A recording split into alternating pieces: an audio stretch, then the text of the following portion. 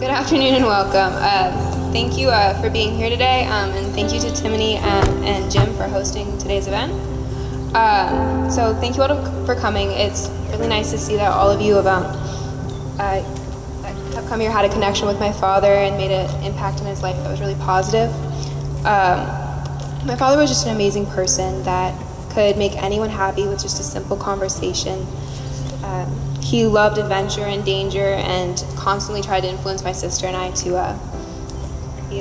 use that lifestyle as well. He liked to pride himself on being the hip parent, and usually when someone tries to be like, oh, I'm the cool parent, guys, they're not, but he actually really was. Like, he was super cool. I loved hanging out with him and my friends. It was really fun. I enjoyed his company.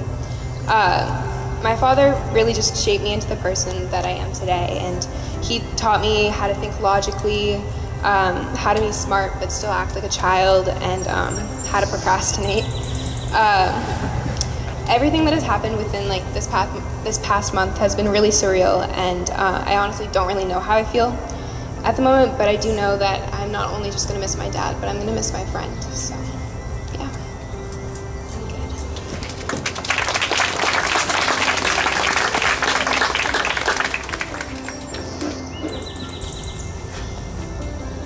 Hi, my name is Bill Kirstner. As we today try to paint the portrait of Kevin, I've been tasked with the background, the deep background, his family, where he came from and how that influenced him, who he was. I grew up in Toledo, Ohio, where my father and his two sisters, Marcia and Susan, were also born and also grew up. Kevin and I shared a grandmother and grandfather.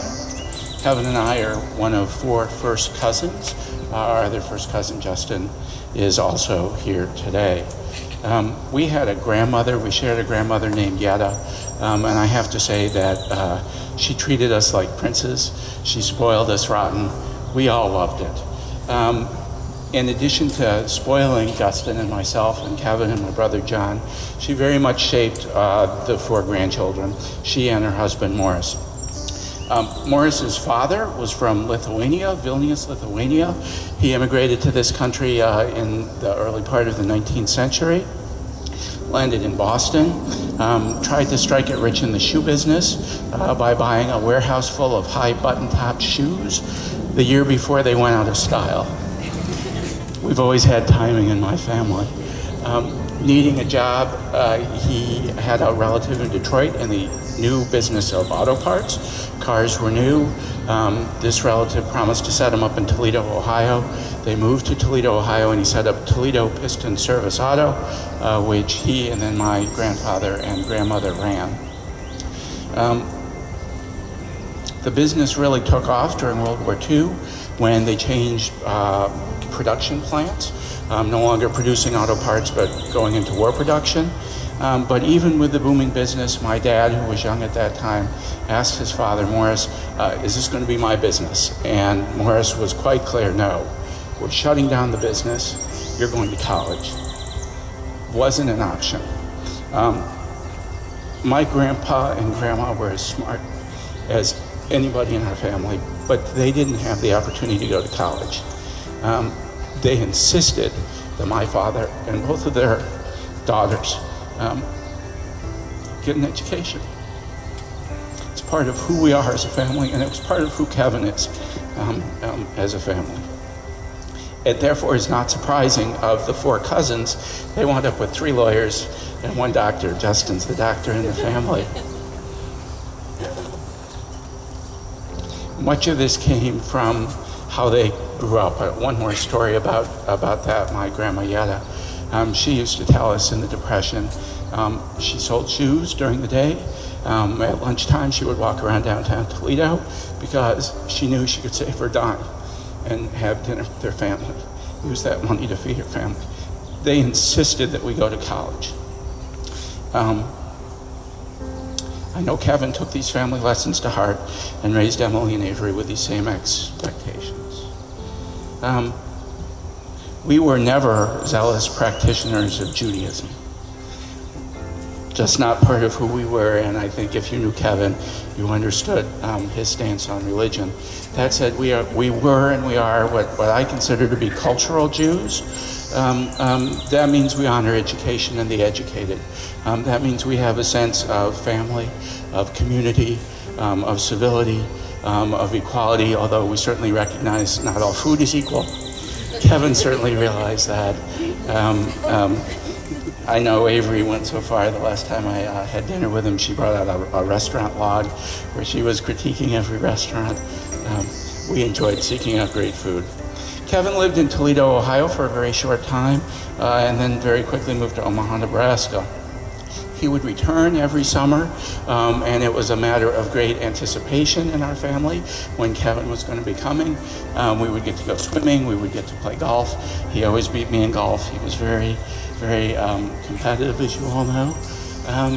He also told great stories, kept us entertained. I remember a couple stories about chicken wing eating contests alone that if you haven't heard it, I'm happy to talk to you about it afterwards. It's best not. So when I was in college, on the first day of a medieval studies class, the professor asked us to raise our hands if we grew up in the same town that our parents were born in. I was the only person who raised my hand in the class. I think that says a tremendous amount about our modern society and how mobile we are. In the Middle Ages, not only would you have been born in the same town as your parents, most likely you would have been born in the same bed as your great-great-grandfather. I think something's been lost by our modern society being as mobile as we are in terms of sense of self, sense of community, sense of interrelationship. That said, as we all move around the country, away from our families and sometimes back towards our families, we also make our own families wherever we settle. You all are here today because Kevin was part of your lives. You all are here because you knew the same deeply caring, thinking, and opinionated Kevin. He had strongly held beliefs. He was also curious and open to debate. You could convince him to change his mind. He just needed a better argument. Whenever I was in DC, we always tried to see each other. The loss is sudden, unexpected, and deeply unsettling. Families, which is what I'm talking about, can be hard, and all families go through hard times. The distance in modern society exacerbates misunderstanding, while at the same time eliminating the small, daily, positive interactions that help build trust and that create relationships that can help weather storms. All of our presence here today establishes that Kevin did a better job than most in establishing caring, supportive relationships. His loss reminds me and all of us of the importance of family. The only silver lining of my learning that I am being reassigned by the federal government to Washington, D.C. next March was in knowing that Kevin and the kids were going to be here. I was really looking forward to getting to know him in a way that only occurs when you're in the same city. It was the spoonful of sugar that made the swallowing of this directed reassignment easier to accept. Now, like you, I'm mourning what will be missed. I also look forward to being here next spring and doing what I can, as I know our family has the strength to help each other now not only survive, but to thrive in the future. I have only one other thought to share, to try to bring some comfort at this time.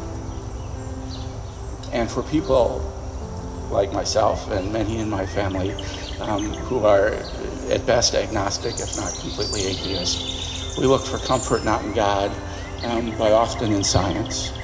I have another first cousin who, while he was getting his PhD in neurobiology, told me that when we get an image in our mind's eye of someone, it's because at some point in the past, we saw them, light as energy hit them, reflected off of them into our eyes, and is stored in our brains. That means something that touched them, touched us, and is forever with us. I take comfort in that, and hope you do too.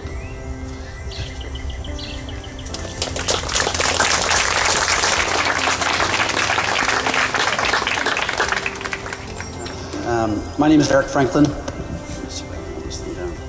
I knew Kevin, met him back in college. And I just want to say, some of my most favorite people in the world, in fact, most of the ones that I know are here in one place. So that's fantastic. He did bring us together, which I think he would have liked. He did like being the center of attention, so I think we've met and delivered on that. I want to say first, thanks so much for Jim, and I wish Timothy could be here and their family for hosting us. This is fantastic. The friends, family, swimmers, fraternity brothers, just the outreach has been fantastic. I have needed the help to get through, so thank you so much for that. So it's been a rough couple of weeks, so I've been focused a little bit more on the positive stuff. I did meet him at 17 years old.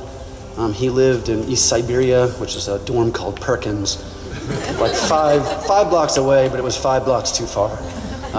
We were swimmers. We couldn't swim right away, so we were the JV water polo team because we could get in the water before October 1st or whatever the date was. And you may not know, we were also the myself, Kevin, and Chubbs, or Jeremy, the varsity Division I dive team. So think about how bad the judges had to feel judging our terrible, terrible dives. So I met him at a very early age. We quickly became friends. I did love him like a brother, fought with him like a brother. Some of my best and worst ideas came from him. He was my closest friend, so I think we've actually grown to be fairly similar.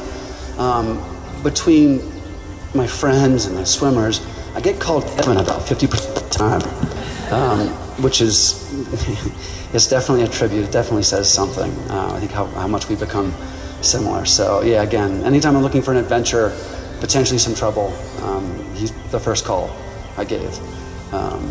So I've known him for about 28 years, and I started to write this up, and I got to about 50 different trips we had taken together, and I gave up. I was like, there's no way. I saw him 2 to 3 times a week through swimming, a lot more during college and when we were younger, but it's just, I still find myself about to call or text him to do stuff, and it's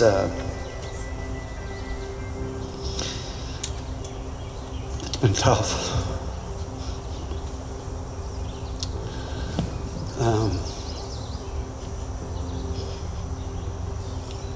Easter at my parents' house is going to be tough next year.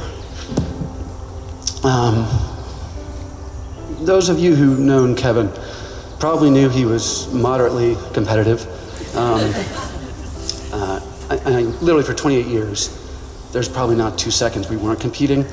I'd start with swimming, as you can imagine, but anything around the pool, being underwater, who could hold our breaths the longest, the maximum lengths underwater didn't matter. I think Mr. Reed mentioned the young ladies. There's probably some competition there at some point. Maybe beer consumption, wine consumption, bourbon consumption, water consumption, there was a challenge. How long we could stay up, how long we could sleep in. We actually got into it. This came up before eating. We both really like to eat. We had winning eating contests. For the record, I won. He's not here, so I got it. Any sort of game, so chess, checkers, poker, darts, foos, pool, pass the pigs, it really didn't matter. We were competitive on everything. We once got into a heated argument about who had seen the most intense rainstorm. He claims that the time with his mother in the car was the most intense. I disagree. Scuba diving, we dove a ton of different places around the world. Who got closer, who saw something better, who might have touched the animal, who stayed down longer, who had more oxygen or air left in their tank, anything. Super competitive.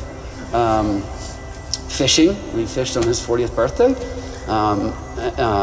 We caught these giant 7-foot bull sharks. which we released, and the dive master made the mistake of saying, "That was a pretty good one, Kevin. Yours is almost as big as your buddy's." So, Arlington versus Falls Church. And I think he got into a heated discussion about hot dogs and the price of hot dogs at Safeway and what should be 2 for 1.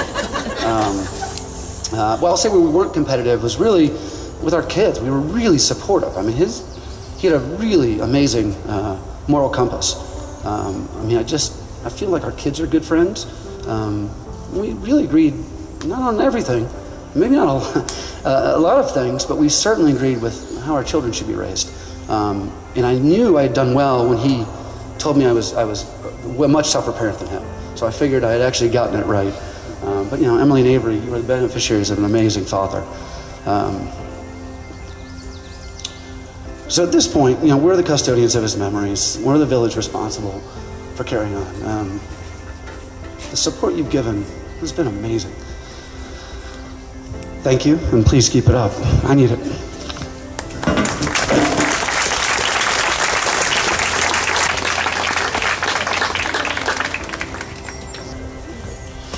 My name is Ed Meyerhofer.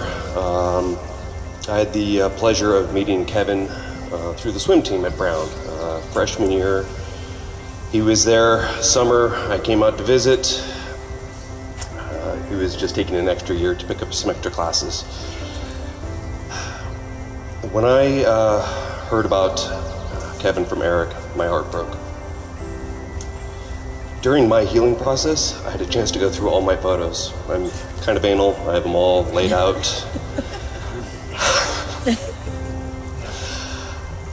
So I had a chance to go through them all and help remember all the good times that we had shared together. And like Eric was saying, there was quite a lot. It was just over 27 years and how many different adventures we could stack up.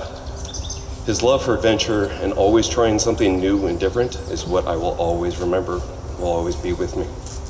Not just his spirit for the adventure, but his approach, his laissez-faire approach to it. That alone had a huge impact on me, where for those of you guys who don't know me, just know that early in my life, I had a tendency to hang on to the reins of life a little too hard. Kevin, with his nonchalant approach, definitely has changed that from the moment I met him. Each successive adventure just made it easier and easier to travel and just made just life fun. Because of Kevin, who I am now is fundamentally different than who I was before I met him. In my opinion, the best way possible. Our adventures were many and varied, ranging from the first summer I met him, driving cross country, finding ourselves escaping a hurricane that was about to land in New Orleans 2 hours later, to spending 2 months traveling through Europe, visiting 11 different countries, 2 months continuously, with yet still, when we landed back in the US, still wanted to spend time together. Our most recent venture last summer, where we were up in Glacier Bay, Alaska, where we got a chance to kayak for a week through Alaska. Kevin decided to play chicken with a cruise ship out there. It was quite entertaining. Picking one adventure as an example of Kevin is really tough for me, but I think I definitely had found one. The adventure that most strongly represents Kevin has to do with another of his loves. I could use many euphemisms here, but let's just call it a strong desire to have a lively discussion. Of course, in the end, proving he is right. The memory occurred at Hyde Park in London at the beginning of our Europe trip. For those of you that don't know, Hyde Park has a special, unique aspect. Anyone who stands on a soapbox, such that you're no longer physically on soil, you can speak your mind just about at anything with no repercussion, including the Queen. Just the right place for a lively discussion. Kevin very much wanted to go there and find someone who was pontificating specifically about religion of some sort. So much so that he was downright giddy that morning. That alone is rare sight in Kevin. Only certain subjects will do. We set out and quickly found the unlikely preacher discussing a religious aspect of some sort. The preacher had gathered a fairly decent-sized crowd, 30, 40 people. Kevin, of course, positioned himself right in the middle of the crowd and beginning asking him 1-2 questions, quickly progressed into a lively debate, just the two of them. Everyone else was just a bystander. Debate continued on for about an hour. Around that time, Kevin stated, "Right. You stated the position about an hour ago when we started. You've talked yourself in a complete circle." At this time, the much frustrated preacher got off his soapbox, picked it up, and walked away. This left some of the onlookers bemused as to what had just happened. Kevin, he just looked at me with sheer joy of triumph. Though I do have photos of the event, the actual debate, I did not get that exact moment. That Cheshire Cat smirk he had will forever be etched in my memory. Kevin, you'll always be in my heart and my mind. With every future adventure, I love you and I miss you, buddy.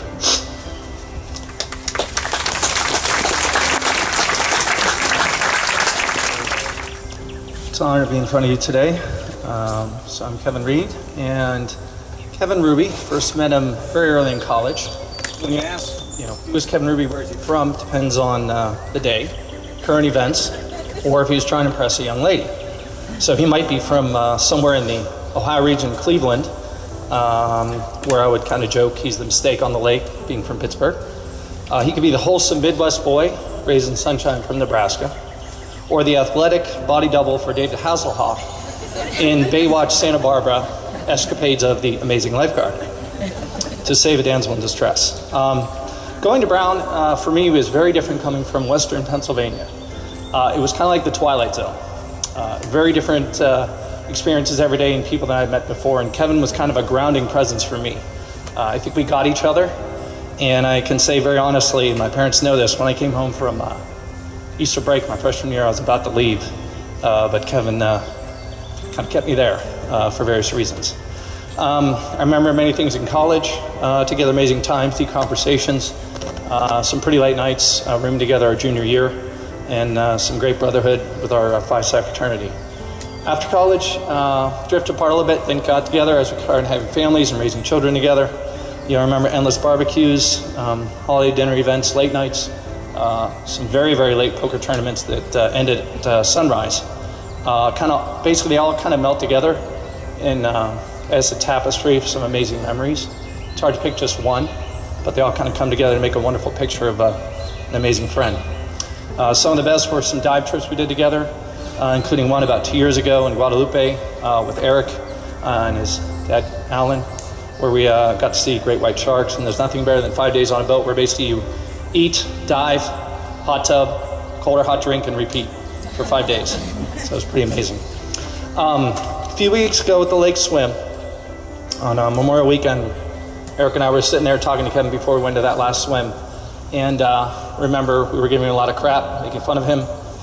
And I remember him giggling even at the starting line, kind of like that Snuggle Bear from that soft commercial. That was just his laugh. My wife, Arlene, my rock, told me very clearly afterwards, we were thinking about this, that he passed doing the thing that he loved, with the friends and family he loved the most. And that was, as hard as to think about that, kind of gives you a little peace when you move on. I'm not a very poetic person, but I found this, and I think it kind of rings true when I'm trying to make sense of this and kind of move on. You may find some peace in this as well. Feel no guilt and laughter. Kevin knows how much you care. Feel no sorrow, no smile that Kevin is not there to share. You cannot grieve forever. Kevin would not want you to. Kevin would hope that you would carry on the way you always do. Talk about the good times and the way you showed you cared. The days you spent together, all the happiness you shared. Let memories surround you. A word someone may say will suddenly recapture a time, an hour, or even a day that brings Kevin back as clearly as though he was still there with you, and fills you with that feeling that Kevin is always near. For if you keep those moments, you will never be apart, and Kevin forever be locked safely within your heart. So in the end, having everybody here is just a testament to the wonderful life he had, that he was just a a wonderful son, amazing father to Avery and Emily, friends to many of those here and colleagues, and to me, I'm the greatest friend, brother, second brother I could ever have. Thank you.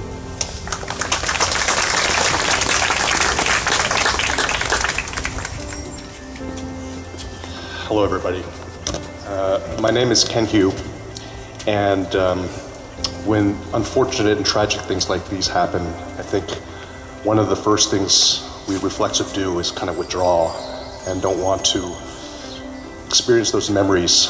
And I'm here to say that I've been trying hard to do otherwise, and I think we should all try to do otherwise. I know the memories are painful, but there's so much positive in it, and you've already heard so many positive things, and I want to echo that along with a few stories, just so everyone can see every side of Kevin, all the wonderful things he was. When I knew I was going to come up here and speak, it took a long time to kind of gather the courage to do so, and in fact I had procrastinated, which was one of Kevin's strengths as well, until the plane ride over. We're from Los Angeles, so I had 5 hours to think about that, and I did procrastinate some on the plane as well. And then the moment was right when you look at on the plane, they have those little screens and it tells you where you are. And at one point, when I really decided it was time to do this, we were over Omaha, Nebraska, and as you've heard, that was one of the places where he grew up, where his childhood was formed, and we've heard a lot of stories about that, and I knew that was the time that I was going to put together this talk. So it felt right. I met Kevin after I'm one of the few guys who did not go to Brown with him, but I met afterwards, and at that time we were young and vibrant and exciting and stupid and dumb, and it was such a great time, and I look back and it was one of the most amazing times of our lives, where we grew up together. We weren't grown men then, but we grew a lot, and I just always have that memory of that vibrant energy that we all shared together. As life moved on, Kevin had a dream, and he wanted to become a lawyer, and so he went to Ohio, to Cleveland at Case Western to start his training to become a lawyer. Just so happened very shortly thereafter, I went to Ohio as well to go to medical school.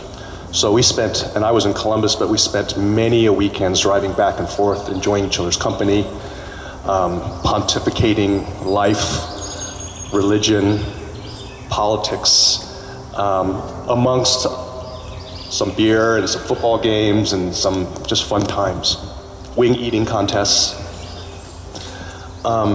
And we had this plan, and Kevin and I had lots of plans that we wanted to do and accomplish, and we had a plan at that point that we were both going to move back to Washington, D.C., live together as roommates, and conquer the world as one doctor and one lawyer.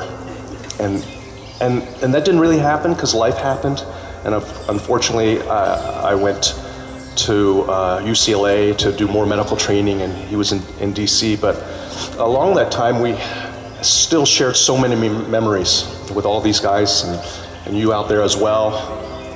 Many trips, as we've heard. Kevin had this lust for travel and adventure, and he was an amazing traveler because he has the foresight to plan how the travels should be, and that was one of his gifts.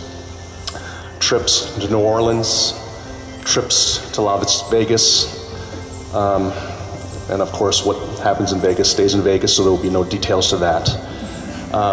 Trips to California, one of his second homes. He talked about his childhood in Santa Barbara with such reverence, and so we got to experience some Santa Barbara with him, and a trip to California where he was the best man of my wedding. I look with all those memories with such fondness. We also had a dream of getting old, believe it or not. Kevin wasn't afraid to get old, but we had this dream of moving to San Diego. And he had got this planned out, and we talked about buying a condo. And those of you know who San Diego, it's to both of us, it was this confluence of weather, of culture, of the beach, of golf. And we had this plan to get all together, buy a condo, maybe in the same building, and do and experience what life had to offer at that point. I'm still going to try to do that one day. And as we got older, from those times when we were silly and young and vibrant, I saw him become an amazing father.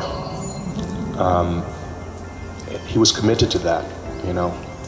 That's the one thing I feel, he didn't procrastinate on. He was just wonderful, and I could just tell what a great father he was just from our conversations. I wasn't here all the time, but he had that in him. It was wonderful. I've tried to pattern some of my own philosophy on parenthood after him. And I have so many memories. Time is short. I'm not going to share every single one, but I ask of all of you to think about all the memories and the good things that you've shared with Kevin and hold on to them. He would want that. As painful as it is, and I just feel like over time, those painful memories will become memories that you can smile at and be thoughtful and grateful that we all got to share some part of our lives with him. I miss you, Kevin.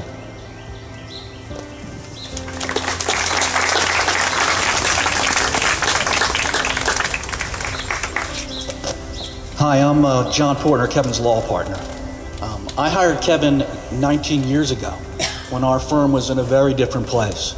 Currently, it's one of the more successful firms in all of Maryland and all of Virginia, and Kevin Ruby heads the litigation department and had a lot to do with the success.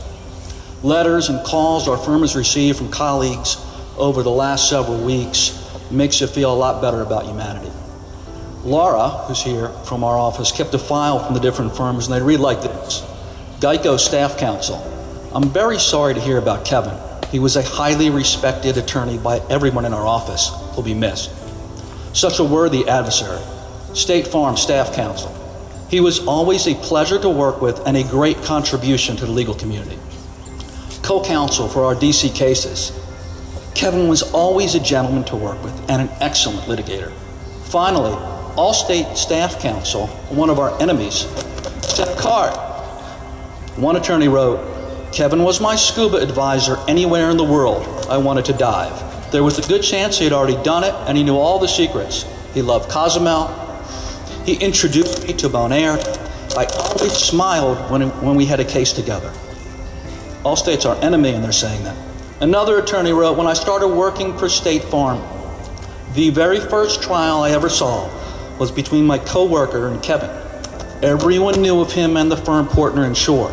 I was impressed by their legal skills, but even more impressed with how both of them were so professional throughout the trial and could talk as friends outside of the presence of the jury. Kevin was always a gentleman, and P.S., he won that trial. Kevin did not start out as a terrific litigator. He only had a year of experience when I met him. I was handling circuit court felony cases. I had jury trials every 2 weeks, and I told him all of that. I told him I'd train him. I told him it would be trial by fire. Another attorney from my office reminded me about that fire. I told him he would be my shadow. And he answered that all he ever wanted to do was be in court. Now, when a young attorney tells you that, you doubt he understands what it means. And I needed Kevin to take cases immediately into court.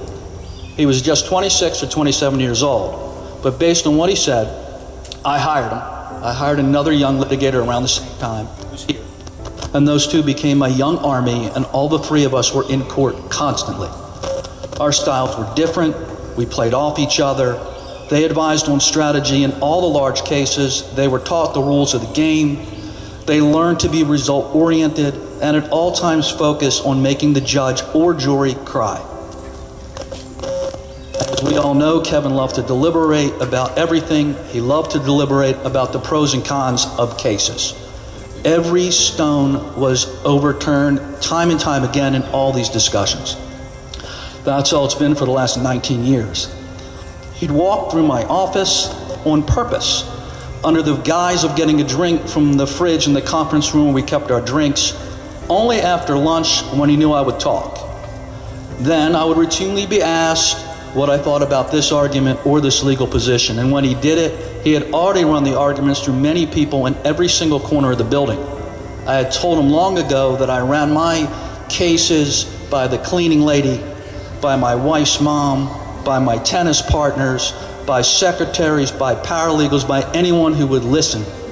Kevin, with his slow, deliberate way of bringing in all of us, did exactly the same thing. I'm going to miss that.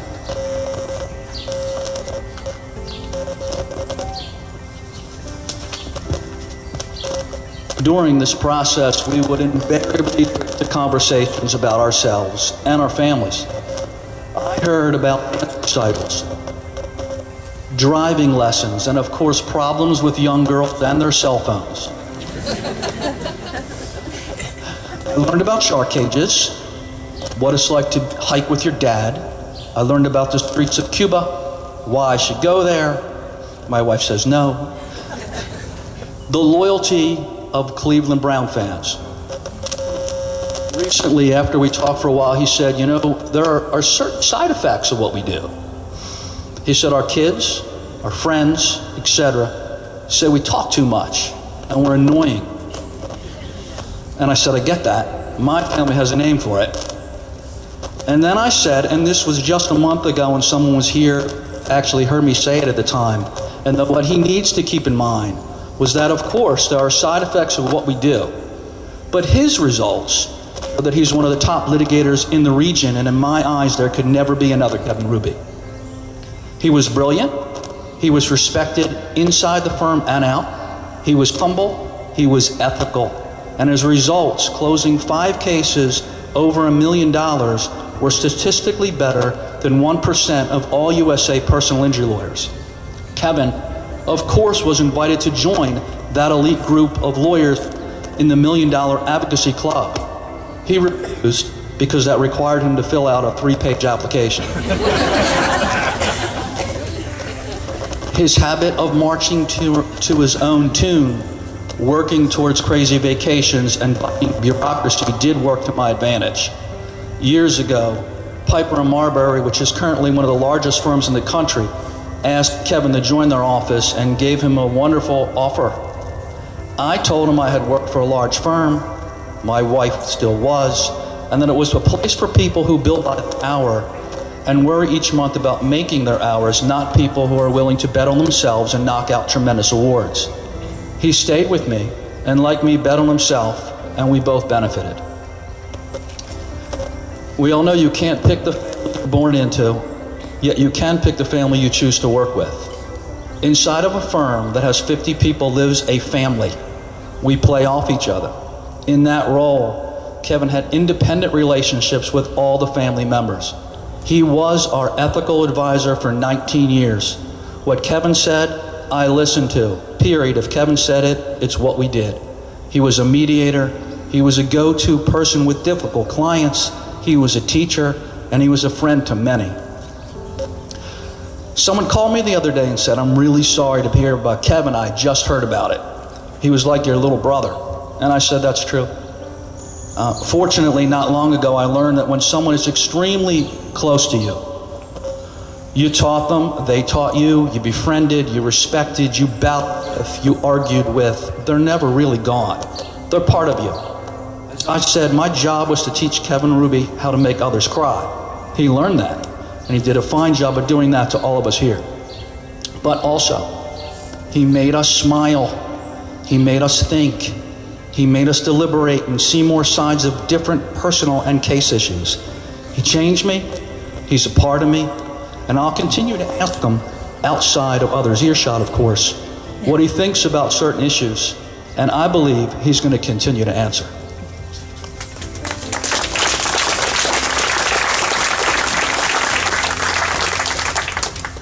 Hello, everybody. To those of you who don't know me, I'm Sarah, and I've been best friends with Emily since elementary school. Sorry. Over the years, as I spent more time at her house, Mr. Ruby went from being just another friend's dad to someone I felt a great deal of respect for. When asked to pick one story, I had a very difficult time narrowing it down, but one memory that stood out was of a recent ski trip we all went on. It was Super Bowl Sunday, and Mr. Ruby was all decked out in his Patriots gear, certain that they would win. This begins what I like to call the bet. So certain the Patriots would win, he made a bet with another friend, James, he's in the back, that if the Patriots won, he would get to cover our friend in snow, or vice versa. Well, we all know how the Super Bowl went, and about the Pats' epic loss. So, the next morning, dressed in shorts and a t-shirt, we all took turns dumping snow on him until he was covered. And at the end, he ran back into the house, making some of the funniest faces I've ever seen. That was just one incident that showed the fun, loving, and crazy guy Mr. Ruby could be. Over the course of my friendship with Emily, I became closer to Mr. Ruby. There were constant conversations about old 80s movies, so many dinners, and a steady stream of advice about just about anything, from boys to college to concussions. Those are just some of the experiences I had with him over the years. There were so many others that I couldn't find the words for. Mr. Ruby had always been like a second dad to me, and words cannot describe how much I'll miss him.